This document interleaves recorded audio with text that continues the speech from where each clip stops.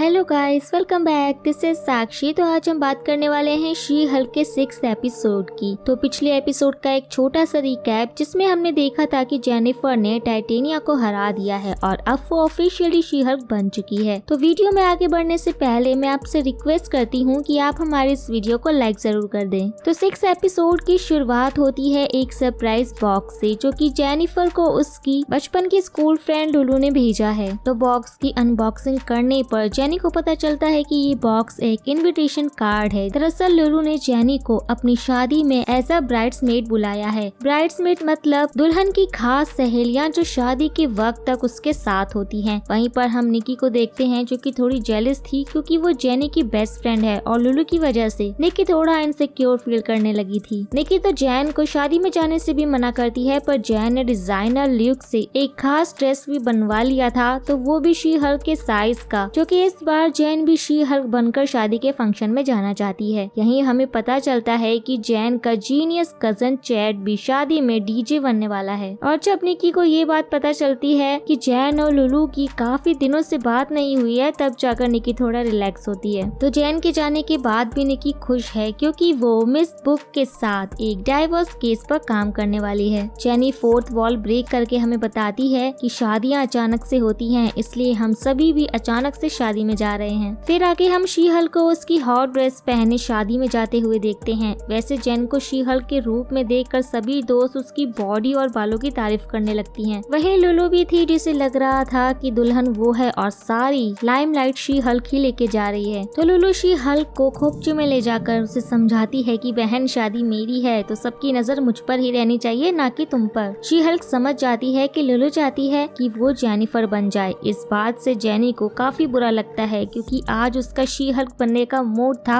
और ये बात हमें शी हल्क भी बताती है। आगे पता चलता है कि एडम, जो कि लुलू का होने वाला पति है, और उसके सभी दोस्त जैक्सन, सैम, क्रेग और मार्क, ये सभी पहले ही बाकी की लड़कियों के दोस्त के साथ पेयर बना चुके हैं। पर लुलू जैन को बताती है कि उसका पार्टनर जोनाथन बनेगा, जो कल सेरेमनी के वक्त ही आएगा। अब जैन की जिंदगी में सूखा पड़ा था तो उसे लगता है कि जोनाथन ही उसकी जिंदगी को हरा भरा करेगा, क्योंकि जोनाथन का नाम सुनते ही उसके सभी दोस्त डेस्परेट होकर जोनाथन की तारीफ करने लगती हैं। उधर GLK&H में मिस बुक और निकी एक सुपर ह्यूमन ग्रेच हॉलिस से मिलती हैं, जो खुद को मिस्टर इमॉर्टल बुलवाना पसंद करता है। वैसे मिस्टर इमॉर्टल यहाँ पर अपने डाइवोर्स की वजह से आए हैं क्योंकि उन्हें डर है कि डाइवोर्स में उनकी वाइफ उनसे सारा पैसा न ले ले। वैसे मिस्टर इमॉर्टल खुद की दलील में उन्हें बताते हैं कि हाँ, वो एक अच्छे इंसान हैं जिन्होंने कभी भी अपनी वाइफ का दिल नहीं दुखाया, ना ही लड़ाई का हिस्सा बने हैं। पर दिल तो शीशे का होता है, वक्त आने पर टूट ही जाता है। वैसे ये बंदा सनकी है क्योंकि जब इसका झगड़ा इसकी वाइफ से होता है तो वो रोड पर तेज चल रही ट्रक के आगे आकर मर जाता है,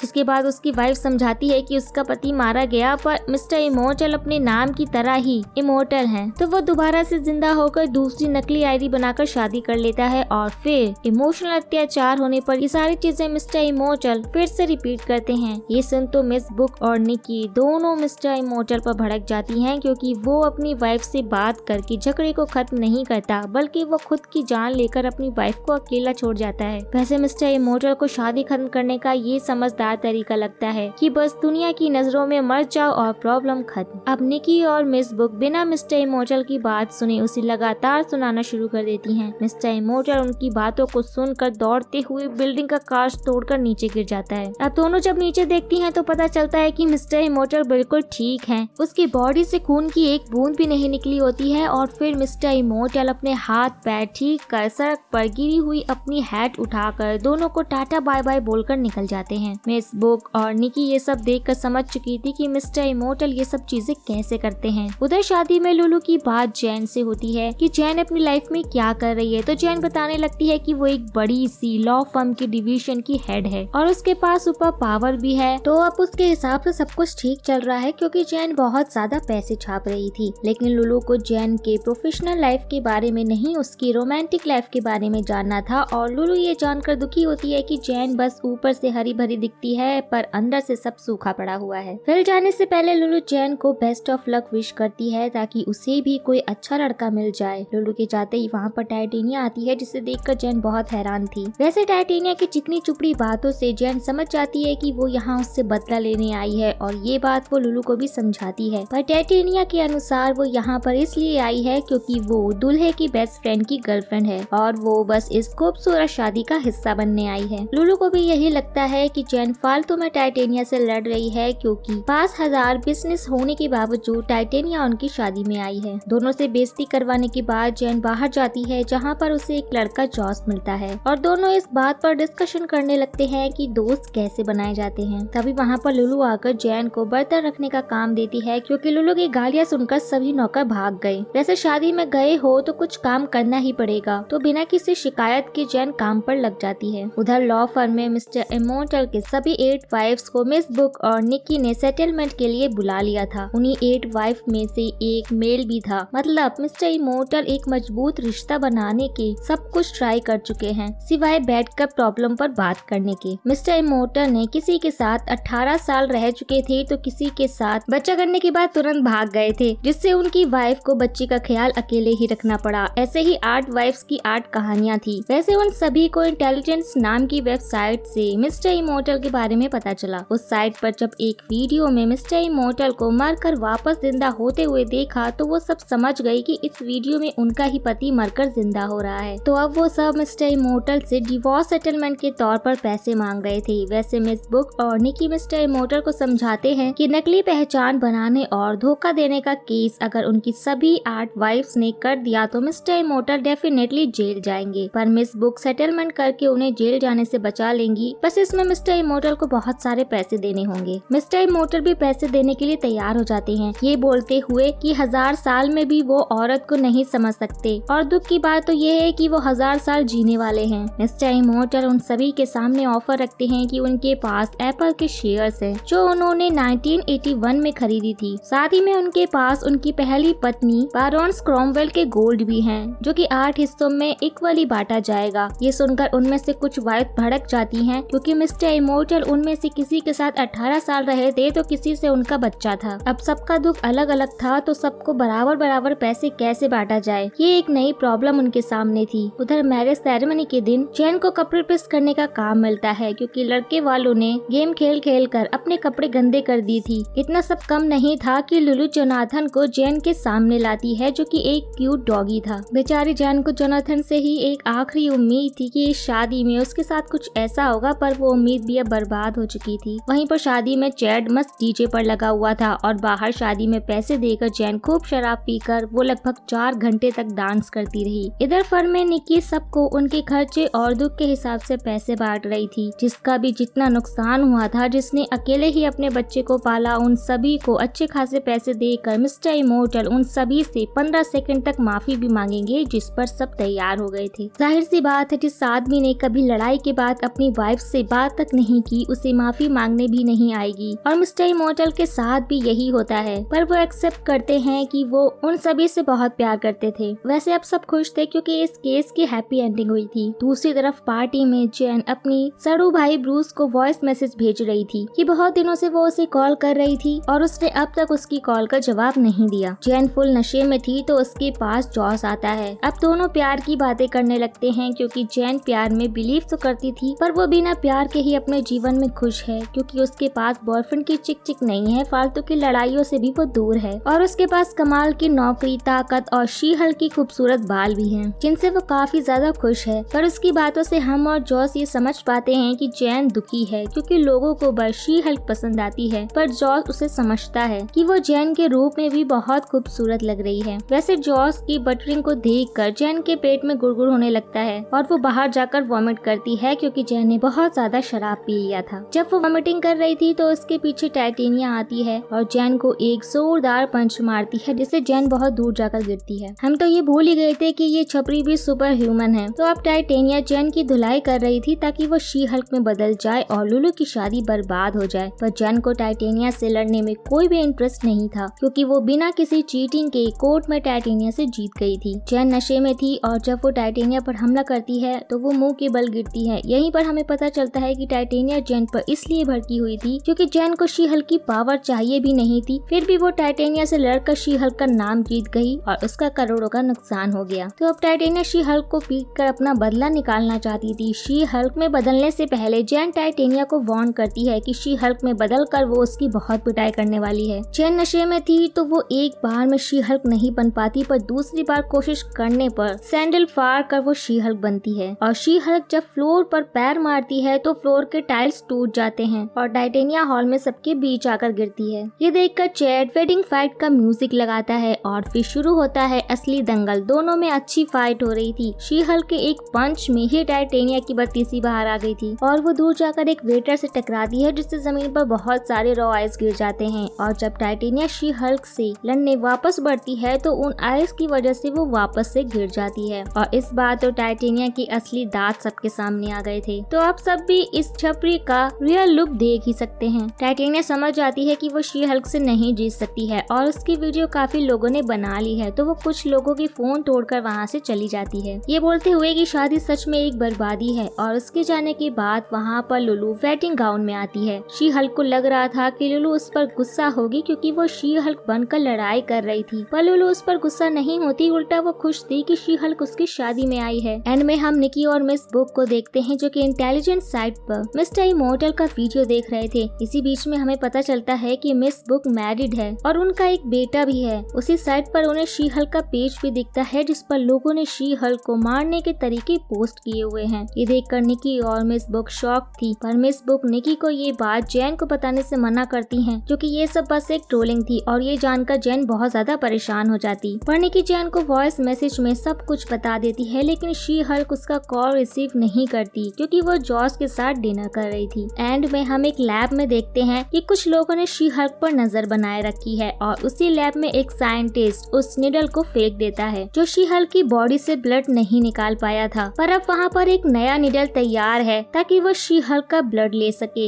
यहाँ पर ये सीरीज खत्म हो जाती है और इसमें भी ना डेयरडेविल है और ना ही उसका कोई पोस्ट क्रेडिट सीन। पर आने वाले खतरों के बारे में हमें हिंट दिया जाता है। मे बी मर्डॉक और लीडर ही शी हल्क के पीछे पड़े हों। खैर डेयरडेविल का इंतजार तो जारी रहेगा। और साथ ही आप लोगों को वीडियो कैसा लगा हमें कमेंट करके जरूर बताइएगा और चैनल को सब्सक्राइब एंड वीडियो को लाइक करना मत भूलिएगा। तो अब मिलते हैं नेक्स्ट वीडियो में, तब तक के लिए take care and tata bye bye.